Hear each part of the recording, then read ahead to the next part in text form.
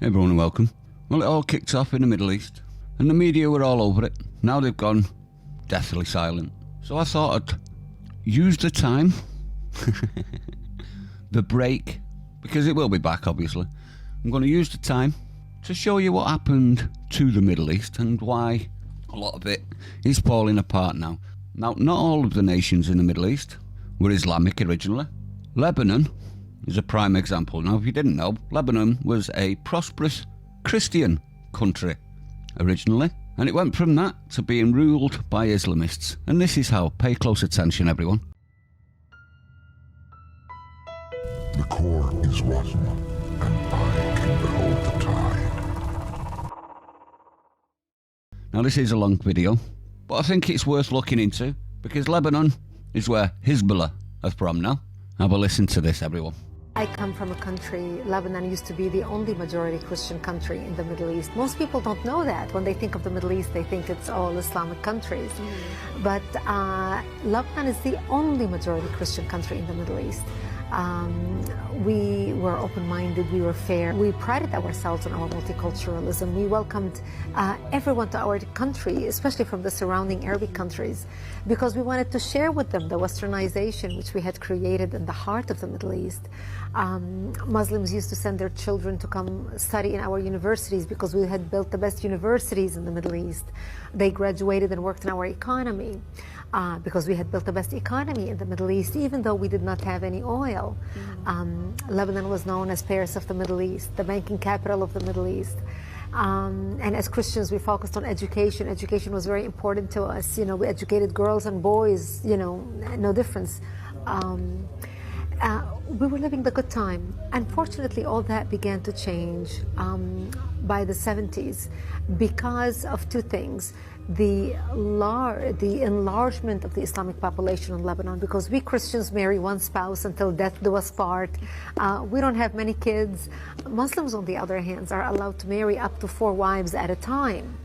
Now, of course, not all of them do it, but enough of them do it that in our country, in Lebanon, by the 70s, the Muslims became the majority. And once they became the majority, they started massacring the Christians and killing the Christians. I remember in 1974, we stopped traveling. We used to go spend Christmas and Easter in Beirut with the rest of my family. And we stopped traveling, and I would ask my father, why aren't we going to Beirut for Christmas this year? And my daddy would say to me, well, we just decided to stay home this year. And you know, I couldn't understand why. And later I learned is because Muslims started setting up fly-by-night checkpoints, and they would stop Christian cars traveling. And when they would get people out of the car and look at their ID and find out that this is a Christian family traveling, because in Lebanon, our religion is written on our national ID, on your driver's license, on your passport. So when they see that this is a Christian family traveling, they would get everyone out of the car and shoot them in cold blood. So we became prisoners to our homes and our cities and our communities. And that's the reason why we stopped going anywhere. By 1975, that's when the war broke out, the civil war. And the war broke out because Muslims walked into a church on a Sunday morning and began shooting at Christian worshipers, and injured hundreds and killed 4 people. And that's what started out the all-out war. And it was a very difficult time for the Christians, because as the Muslims organized and now supported by the oil money flowing out of Saudi Arabia and all the Muslim countries, they wanted to basically use Lebanon as a base from which to fight Israel, kill the Jews and drive them into the sea, using Lebanese democracy and Lebanese open-mindedness and tolerance to do exactly that. And that's really when my world turned upside down and it changed. Lebanon was so multi-faith and multicultural. So we had Druze, Muslims, Christians, Protestant. The majority were Christians. We were over almost 70% Christians when we got our independence in the 40s.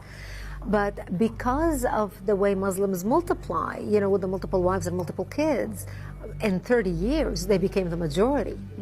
And when we got our independence from France and Lebanon, because we are, Judeo-Christians, come from Judeo-Christian culture, we're very fair. So we made sure we divided the government to make sure that Muslims have representation. So the president of the country was Christian, the prime minister was a Muslim, the prime minister, the secretary of state. We had different assignments for different religions.